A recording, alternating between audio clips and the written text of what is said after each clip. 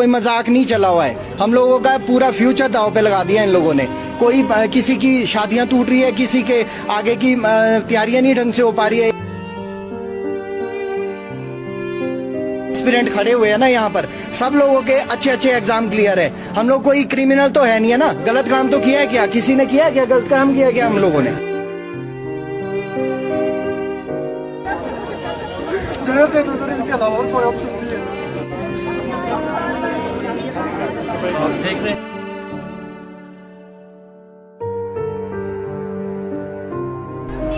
30 तारीख को हमें बुलाया सर, हमारा मजाक उड़ाया जा रहा है सर। हिमाचल प्रदेश में इस समय युवा वर्ग कुछ खफा से हो गए हैं। युवाओं की नाराजगी अब किसी से देखी नहीं जा रही। कई सालों से सरकारी नौकरियों के इंतजार में कई बेरोजगार तो 45 की उम्र भी पार कर चुके हैं। ये तस्वीरें देखिए कैसे रोब हिमाचल में 2021 से जीओआईटी के पद ही नहीं भरे गए। सरकार के बदले नियम अब इन युवाओं पर भारी पड़ चुके हैं। 4 पोस्ट कोड के फाइनल रिजल्ट अभी तक घोषित नहीं हो पाए हैं, जो कि जीओआईटी के हैं। इन युवाओं ने इन पदों के लिए हर लड़ाई लड़ी, लेकिन हाथ कुछ नहीं लगा। फिलहाल अब सुप्रीम कोर्ट के फैसले पर अंतिम उम्मीद टिकी हुई है। इन तस्वीरों को फिर आपको दिखाना चाहेंगे। प्रदेश का युवा कल का भविष्य हर जगह पर अब सरकारी नौकरियों की मांग कर रहा है।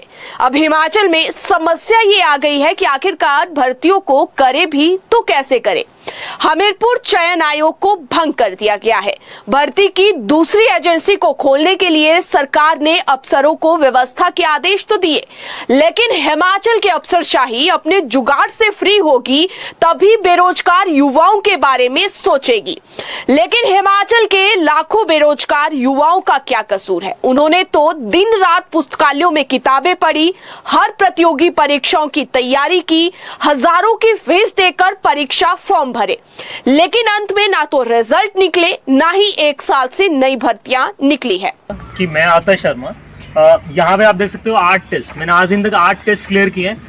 अपॉइंटमेंट मुझे आज तक एक में भी नहीं मिली है। स्टिल आई एम बेरोजगार। अगर आपको बताएं तो प्रदेश कर्मचारी चयन आयोग के भंग होने के बाद 42 पोस्ट कोड रिजल्ट अभी तक पेंडिंग बताए जा रहे हैं। इसमें जीओआईटी की 4 पोस्ट कोड है, ड्राइंग मास्टर, सेक्रेटरीट क्लर्क व इसी तरह की कई भर्तियों के रिजल्ट रुके हुए हैं। यानी कि लगभग 32 पोस्ट कोड में 1 लाख से ज्यादा छात्रों ने परीक्षाएं दी होगी। हजारों छात्रों की वेरिफिकेशन भी हो गई होगी, लेकिन रिजल्ट का इंतजार इतना लंबा है कि ये दिन युवाओं के लिए काटना मुश्किल से हो गए हैं। कोई मजाक नहीं चला हुआ है। हम लोगों का पूरा फ्यूचर दांव पे लगा दिया इन लोगों ने। कोई किसी की शादियां टूट रही है, किसी के आगे की तैयारियां नहीं ढंग से हो पा रही है। एक डिसाइड तो करो ना, एक डिसीजन तो होना चाहिए। एस्पिरेंट खड़े हुए हैं ना यहाँ पर, सब लोगों के अच्छे अच्छे एग्जाम क्लियर है। हम लोग कोई क्रिमिनल तो है नहीं है ना। गलत काम तो किया है क्या? किसी ने किया है क्या? गलत काम किया क्या हम लोगों ने? मतलब आज एग्जाम निकालना गलत काम हो गया है। हम लोगों की पहले नहीं सुनी जा रही है। मतलब बेरोजगारों का मजाक बन चुका है आज। लगातार हमें 7 मंथ हो चुके हैं और रिजल्ट के नाम पर, रिजल्ट को जांच के नाम पर लटकाया गया है। हम सरकार से पूछना चाहते हैं कि जांच में जब 7 मंथ हो चुके हैं, सरकार 7 मंथ बाद तो निर्णय ले सकती है कि रिजल्ट निकालने हैं या नहीं निकालने हैं। सरकार के पास हम प्रोविजनल ज्वाइनिंग देने के लिए विकल्प है, लेकिन सरकार ज्वाइनिंग क्यों नहीं दे रही है, हमें ये समझ नहीं आ रहा है। अब बेरोजगार युवाओं का दर्द ये भी है कि उनके माता पिता बूढ़े हो गए हैं, उन्हें उनका सहारा बनना है, लेकिन बुढ़ापे में भी वो उल्टा अपने माता पिता से पॉकेट मनी ले रहे हैं। अब जिस घर में एक ही बेटा है वो तो समझ नहीं पा रहा है कि जिस सरकारी नौकरी के लिए कई प्राइवेट नौकरियां छोड़ दी, अब क्या वापस उसी कुएं में जाए। फिलहाल हिमाचल के लाखों युवाओं की नजर सुक्खू सरकार पर है। सरकार से लगातार मांग की जा रही है कि जल्द भर्तियों के परिणाम घोषित किए जाए।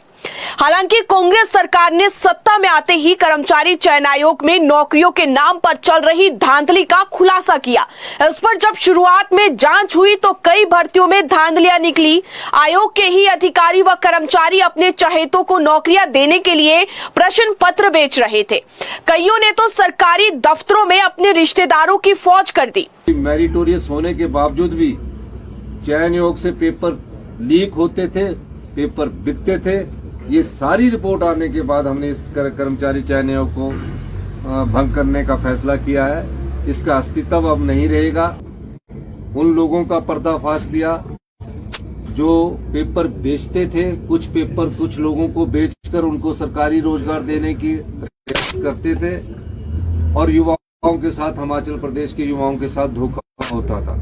अब सुक्खू सरकार का ये फैसला युवाओं को भी खूब बहाया, क्योंकि उन्हें अब ये विश्वास हो गया है कि अब चहेतों को सरकारी दफ्तरों में नौकरियां नहीं मिलेगी, बल्कि मेहनत करने वालों के लिए रोजगार के अवसर खुलेंगे। हालांकि बेरोजगारों का गुस्सा इस वजह से इस समय सरकार पर फूट रहा है, क्योंकि अब उनका सब्र का बांध भी खत्म हो रहा है। बेरोजगार अब सरकार से केवल रुके रिजल्ट व नई भर्तियों की मांग कर रहे हैं। उधर सीएम सुक्खू का कहना है कि वो युवाओं के साथ है, राज्य में पारदर्शिता के साथ भर्तियां होगी। सीएम की माने तो वो रिजल्ट तो घोषित करना चाहते हैं, लेकिन करे भी तो कैसे करे। जिस भी भर्ती में हाथ डाला जा रहा है उसमें धांधलियां सामने आ रही है। सुक्खू सरकार का फैसला है कि जिन युवाओं की उम्र बढ़ रही है उन्हें नौकरियों में सरकार राहत देगी। ऐसे में अब देखना होगा कि किस तरह से सुक्खू सरकार भर्तियों को लेकर आई इस चुनौती से लड़ती है। फिलहाल हमीरपुर चयन आयोग के माध्यम से पहले हर साल विभिन्न श्रेणियों के 3000 पदों पर भर्तियां होती थी। 23 दिसंबर 2022 को भर्ती परीक्षा पेपर लीक मामले के कारण चयन आयोग को सरकार ने भंग कर दिया। पिछले 6 माह से किसी भी पद के लिए अभी तक भर्ती प्रक्रिया शुरू नहीं हो पाई है। इसके कारण भर्ती परीक्षाओं की तैयारी करने वाले युवा भविष्य को लेकर इस समय काफी चिंतित है। प्रदेश कर्मचारी चयन आयोग के भंग होने से पहले आयोग के माध्यम से संचालित करीब 11 विभिन्न पोस्ट कोड की भर्तियों के प्रश्न पत्र लीक हुए थे। इसके चलते सरकार ने विजिलेंस विभाग की एसआईटी गठित कर जांच के निर्देश दिए। एसआईटी करीब 10 अलग अलग एफआईआर दर्ज कर पूर्व सचिव डॉक्टर जितेंद्र कंवर, निलंबित वरिष्ठ सहायक उमा आजाद, 2 चपरासी समेत 25 से ज्यादा लोगों को अभी तक नामजद कर चुकी है। अभी तक हमीरपुर कर्मचारी चयन आयोग में जिन भर्तियों के लीक होने की बात सामने आई है उसमें कलाध्यापक, जेई सिविल, जेओआईटी, traffic inspector, computer operator, junior auditor और नीलामी कर्ता समेत कनिष्ठ कार्यालय सहायक समेत प्रदेश सचिवालय में क्लर्क भर्ती परीक्षाओं के पेपर लीक होने की पुष्टि हुई है। हालांकि कई पोस्ट कोड जिनका नाम पेपर लीक मामले में नहीं आया था उनके रिजल्ट लोक सेवा आयोग घोषित भी कर रहा है और अब इस समय राज्य सरकार भी लोक सेवा आयोग पर ही निर्भर हो चुका है और सूचना के अनुसार लोक सेवा आयोग ने भी हाथ खड़े कर दिए हैं।